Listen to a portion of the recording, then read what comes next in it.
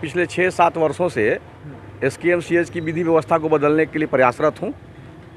मंगल पांडे भी आए तो तब हमारा उनसे विवाद हुआ, मुख्यमंत्री आए तभी भी मेरा विवाद हुआ और उसके बाद एमसीएच बना। बहुत सारी व्यवस्थाएं यहाँ बदली गई है, लेकिन तत्काल जो पोस्टमार्टम की व्यवस्था है, पोस्टमार्टम हाउस की जो व्यवस्था है, मैंने कई बार इसके लिए लिखा है यहाँ के सुपरिटेंडेंट को, प्रिंसिपल को, कि भाई यहाँ पे फ्रीजर की व्यवस्था करिए, लावारिस लाश जहाँ रखते हैं उसको पूर्ण रूप में वातानुकूलित किया जाए। मैंने एयर कंडीशन जो है पूरी तरह एयर कंडीशन हो, है ना, ताकि जो लाश में जो बदबू आ जाता है वो बदबू से बचा जा सके। उसके लिए भी इस व्यवस्था होनी चाहिए, क्योंकि जो मर जाता है तो मानवाधिकार का हनन है। हमारे मरने के बाद भी यदि हम ठीक है, लावारिस है, मेरा कोई नहीं है, तो लावारिस लाश को भी सुरक्षित रखने की जिम्मेवारी शासन प्रशासन को है और मेडिकल प्रशासन की इसकी जिम्मेवारी पूरी तरह निभानी चाहिए। लेकिन वैसा होता नहीं है। आप देखेंगे बगल में वो जहाँ लावारिस लाश को रखने की जो जगह है, वो लाश आता है उसी तो उसमें फेंक दिया जाता है। क्यों भाई, क्यों लाश को फेंक देते हो? जब सरकार से पैसा लेते हो, चारों तरफ आप देख रहे हो गंदगी का आलम है। इन सारी गंदगी की भी व्यवस्था, सफाई के लिए जब करोड़ों रुपये आप खर्च करते हो सफाई पे, तो फिर सफाई क्यों नहीं सुचारू होती है? तो इसमें हमें कमीशन का खेल चलता है। तो मेरा मानना है कि जो पोस्टमार्टम हाउस है, पोस्टमार्टम हाउस को पूरी तरह एयर कंडीशन किया जाए। से जानकारी मिली है कि वहाँ के बॉडी को कीड़ा लग जाता है बॉडी में। सवाल उठता है कि जब आप बॉडी की सुरक्षा नहीं करिएगा तो कीड़ा तो लगना आम बात है। ये मैंने इसलिए लिखा था कि 4 फ्रीजर की व्यवस्था करें, जो लावारिस लाश को जहाँ रखा जाता है उसके लिए 2 फ्रीजर और 2 फ्रीजर कम से कम पोस्टमार्टम हाउस में। अब इसमें फ्रीजर है लेकिन उसकी उपयोग नहीं किया जाता है, एसी लगा हुआ है, बंद है। तो मेरा मानना है कि पूरी तरह एयर कंडीशन यदि हो जाता है पोस्टमार्टम हाउस या जहाँ लावारिस लाश को रखते हैं, तो लाश में गंदगी नहीं आएगी, ना ही उसमें बदबू आएगा और ना ही जो है कि उसमें कीड़े पड़ेंगे। कीड़ा पड़ जाना तो मतलब उस पर FIR हो जाना चाहिए यहाँ के प्रिंसिपल पर, अधीक्षक पर। ये मेरा मानना है।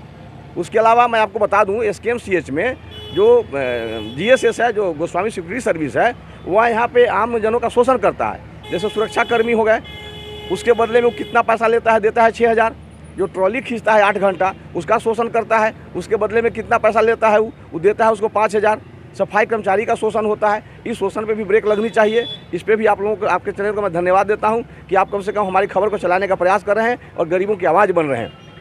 जो उनको इसकी शिकायत किए थे हाँ, अधीक्षक से मैंने इनकी शिकायत की थी। माननीय मुख्यमंत्री को मैंने लिखा था, माननीय मुख्यमंत्री को भी लिखा था, स्वास्थ्य मंत्री को भी लिखा था कि भाई वहाँ से भी तो कोई जवाब नहीं आया है। अब यदि 1 महीना मैंने समय दिया है, 1 महीना में यदि ये लोग काम नहीं करते हैं तो बहुजन समाज पार्टी के बैनर तले एक बड़ा जन आंदोलन मेडिकल में किया जाएगा, ताकि जो गरीबों का शोषण हो रहा है वह शोषण रुक जाए। क्या लगता है कि चिट्ठी लिखने के बावजूद भी कार्रवाई अगर नहीं हो? इससे पूर्व मैंने कई चिट्ठियाँ लिखी थी, जैसे कैंसर अस्पताल के लिए लिखा था, बना यहाँ पे MCH के लिखा था।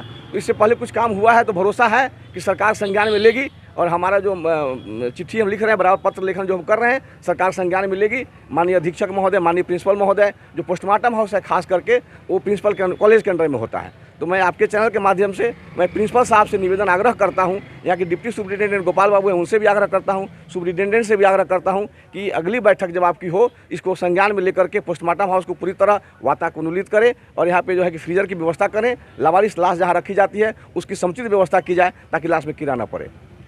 आप देखिए ना, यहाँ लावारिस लाश, जिस लाश का कोई वारिस नहीं है, उस लाश को यहाँ रखा जाता है। आप इस बिल्डिंग को देखकर अंदाज़ा लगा सकते हैं कि लाश इस हमें जिसमें जब रहेगा तो कीड़ा नहीं पड़ेगा तो क्या होगा, है? मानवाधिकार का हनन है।